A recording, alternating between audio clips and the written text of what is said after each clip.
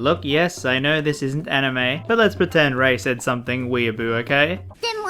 Alrighty, good enough. So I've been a huge long-time Star Wars fan, which started when I watched Phantom Menace back in the day on the TV, and I still remember how in awe I was of the second movie, and how especially cool those creatures were in the Colosseum. Then the hype for Revenge of the Sith. Oh my goodness, what a ride. I still remember rewatching that movie numerous times after school, just a few minutes every day. So let's just say, Star Wars was a huge part of my childhood. And yes, I watched the original trilogy whenever they showed them on TV and loved them. Plus Star Wars Battlefront 2 was my favorite PS2 game, and what I'm trying to say is that I loved Star Wars. Till Disney bought them out for $4 billion.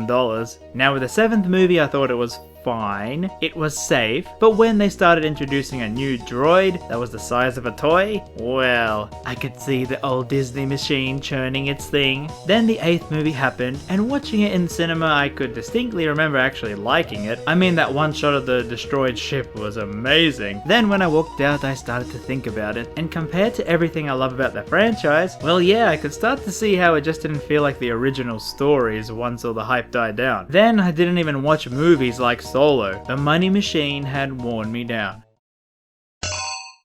I had this thing with books I've read, I would reread them over and over when the series ended, but the thing with authors is that once they move on to their second series, well, it never does that well. So they reopen their closed series and make more books. 9 times out of 10 I never liked it, hating what they were doing to the world. Just let the dead rest. That's where I was after the 8th movie. I just couldn't care less about anything Star Wars related. I didn't bother seeing Solo. I mean, even that new game that's getting great reviews, I just can't bring myself to play it because it's 2019 Star Wars. It's not the same. And well, what did I think about The Rise of Skywalker? Well, it's not the worst movie ever made, but yeah, it's my least favorite Star Wars movie. If you guys had the opportunity to continue your character stories on a Disney Plus series, would you take it? Nope.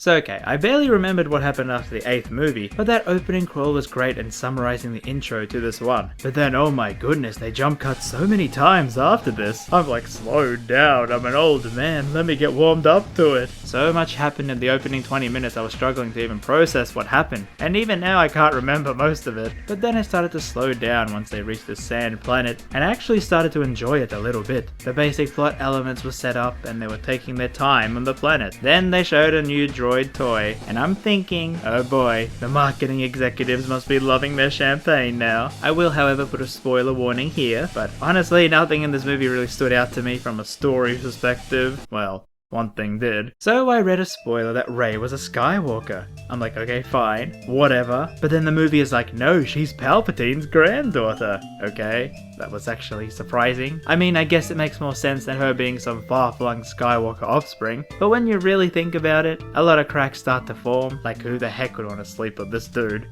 Although yes, his voice is very, very nice to listen to. So yeah, Palpatine is the big bad in the movie. I don't know how or why he was brought back. Well, why is nostalgia? Yeah, this movie is filled with that, with many old characters returning. Even a scene where all the past Jedi talk to Rey, where I swear I heard Anakin, Mace Windu, Yoda, and even Liam Neeson, for goodness sake. Well, I hope they enjoyed their fat paychecks, but come on Disney, you couldn't even get Jar Jar Binks for one more time? So pretty much the movie becomes, Rey is finding out she's got crazy evil powers out of nowhere, Ben Boy is still brooding stalking her, but then Leia just dies out of nowhere to get them two to stop fighting, and that's one thing I noticed with this movie. It shouldn't be called Rise of Skywalker. No, it's Rise of Deus Ex Machina. I mean seriously, nearly every single plot had something come out of the blue to fix the problem, with barely any lead up. It just felt so unwarranted and unsatisfactory. But as the movie went on, I'm like, okay, fine. This is Star Wars now. Just enjoy the spectacle. I mean, the effects are still pretty good to look at. Although practically there was still that one chase in the desert and it couldn't even match the hype I felt with the speeder chase in the older movies or the pod racing bit. It's like, for all the technology, gee, wow, if you don't have a good lead up, it pales in comparison to the older movies. But yeah, I let my guard down. I tried to enjoy it, but the movie just kept putting these horrible plot twists, characters dying, then coming back to life, and then finally there was that Kylo Ren Rey shipping. Now, from these movies, I knew there was a huge thing in the fandom, and yes, they kiss, and I was very happy for the fans of that. I mean, one girl even cried out in joy when it happened in the movies. Then Kylo dies.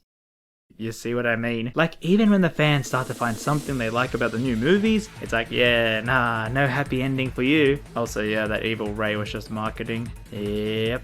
I want to say though, like if Disney really cared about the story and vision on the money-making project, couldn't they have got one director to direct all 3 movies? I'm not saying Johnson is a bad director or anything, I love Knives Out, and I don't know the circumstances behind it, but seriously this movie needed a bigger build-up with the previous one, with how quickly it was skimming through things, and 8 itself had set up so many new things that this movie didn't even touch. It felt so disconnected between the two. And then the movie ends, they defeat Palpatine.